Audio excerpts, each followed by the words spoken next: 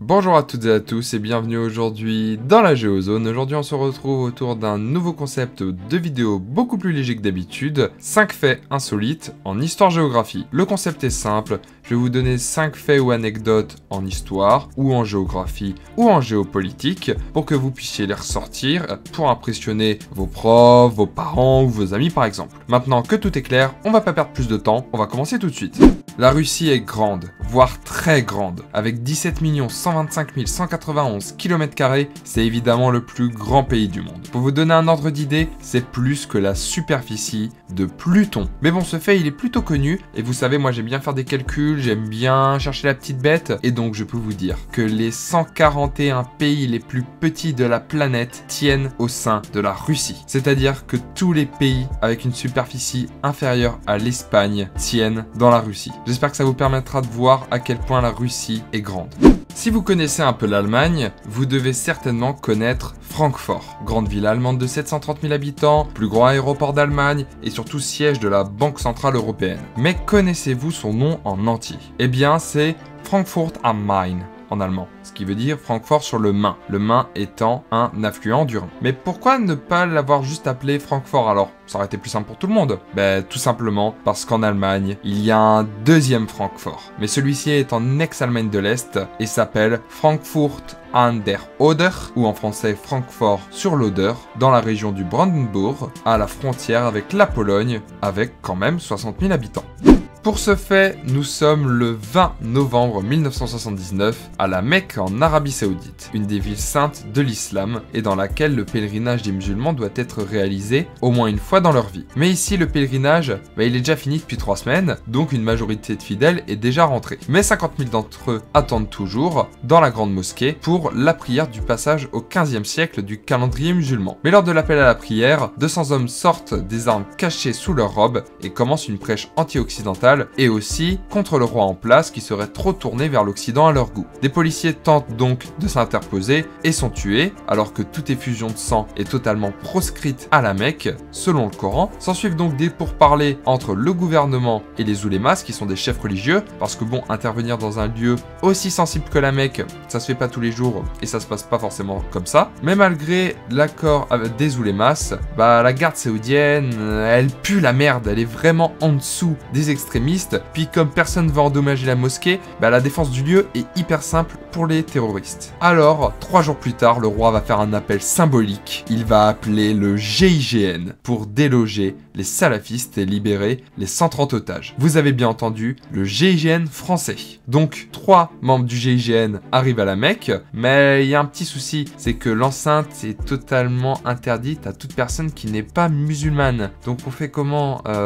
Écoutez, au pire, on fait une fausse cérémonie en mode conversion illico presto eco plus, comme ça tout le monde est content et ils peuvent rentrer et virer les mecs. Et en fait c'est ce qui s'est passé. Bon voilà, ils ont fait une espèce de mini prêche, allez c'est bon, allez vous êtes musulmans, bref, et le GIGN intervient et en 3 coups de cuillère à peau, c'est fini, un peu de gaz de combat et 170 extrémistes se rendent. Donc oui, le roi d'Arabie Saoudite a dû appeler 3 hommes du GIGN pour déloger 170 terroristes parce que l'armée saoudienne était totalement incapable de le faire. Bien joué les gars. Maintenant, on va parler des gentilés les plus bizarres de France. Vous savez pas ce que c'est un gentilé? Eh bien, c'est juste la façon dont on appelle les habitants d'une ville. Par exemple, les habitants de Créteil, leur gentilé, c'est les Créteillois. Non, je déconne, ce sont les Cristoliens. Ça serait trop simple sinon. Les habitants de Biarritz, ce sont les Biarros. Les habitants d'Épernay, ce sont les Sparnassiens. Les habitants de Metz, pardon, pause juste 2 secondes, petite parenthèse. On dit Metz, on dit pas Metz, on dit pas Metz, on dit pas Metz, c'est Metz. Fin de la parenthèse. Ce sont les Messins, ou encore les habitants de Châteauroux, ce sont les Castelroussins, voilà, bien, vous avez compris. Mais le pire, je pense que c'est les villes au nom composé. J'espère que vous êtes prêts, ça envoie du lourd. Les habitants de Château-Thierry, ce sont les Castelthéodoriciens, Camoulox ou Motus, c'est comme vous voulez. Les habitants de Charleville-Mézières, ce sont les Carolo-Marcériens. C'est sûr qu'au mot mêlé ou au Scrabble, ça doit faire beaucoup de points, mais bon, sinon c'est pourri. Mais le pire, ce sont les habitants de Saint-Dizier. Je comprends pas, on vous appelle les Bras bragard. S'il y a un mec de Saint-Dizier, ou ouais, un bragard quoi, qui regarde cette vidéo, dis-moi pourquoi, s'il te plaît, j'ai pas compris. Mais toutes les villes avec un nom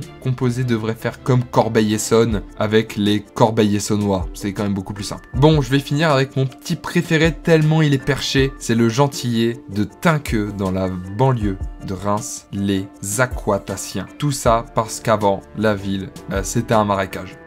On va finir avec un dernier fait plus léger. J'ai lu il y a pas très longtemps le livre Les sirènes du transsibérien d'Hervé Bellec. D'ailleurs, si vous avez l'occasion de le lire, foncez, c'est une merveille. Et ce dernier nous conte sa traversée de la Russie dans le transsibérien, train mythique reliant Moscou à Vladivostok. Et dans ce livre, Bellec nous raconte une histoire clandestine se propageant dans les contrées de l'URSS, faisant l'analogie entre le gouvernement communiste et le transsibérien. En gros, l'URSS serait comme le transsibérien. Mais malheureusement, sur sa route, il y a un sabotage sur la voie de contre-révolutionnaires. Et au début, c'est Lénine, le conducteur du train. Ce dernier demande à tout le monde de se retrousser les manches et tous les voyageurs travaillent gaiement en chantant l'Internationale. Puis, quelques kilomètres plus loin, un autre sabotage a eu lieu. Cette fois-ci, c'est Staline, le pilote. Et lui, il décide de fusiller la moitié des passagers, coupables ou non, et l'autre moitié est forcée à travailler sous moins 50 degrés pour refaire un rail. Le train repart tant bien que mal, mais il y a encore un sabotage. Et le nouveau conducteur qui est Khrouchtchev, lui, il a une idée ingénieuse, celle de prendre les rails derrière le train pour les placer devant. Enfin, sur la fin du trajet, un nouveau sabotage a eu lieu. Et cette fois-ci, le dernier pilote, c'est Brejnev.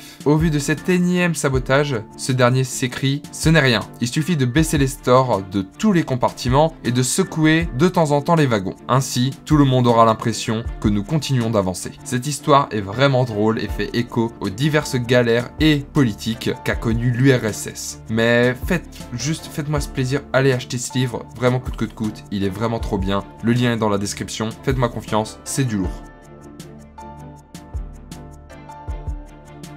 Voilà, cette vidéo est déjà terminée. J'espère que vous avez appris des choses, c'est le but de ce genre de vidéo. J'espère également que vous allez aimer cette vidéo si ce n'est pas déjà fait, partagez si vous le souhaitez, ou bien encore aller voir une petite pub sur Utip pour financer la chaîne. D'autres vidéos vont apparaître à l'écran si vous voulez continuer de regarder des vidéos sur la Géozone. Sinon, moi je vous laisse, bonne journée, bonne soirée, à bientôt dans la Géozone, ciao!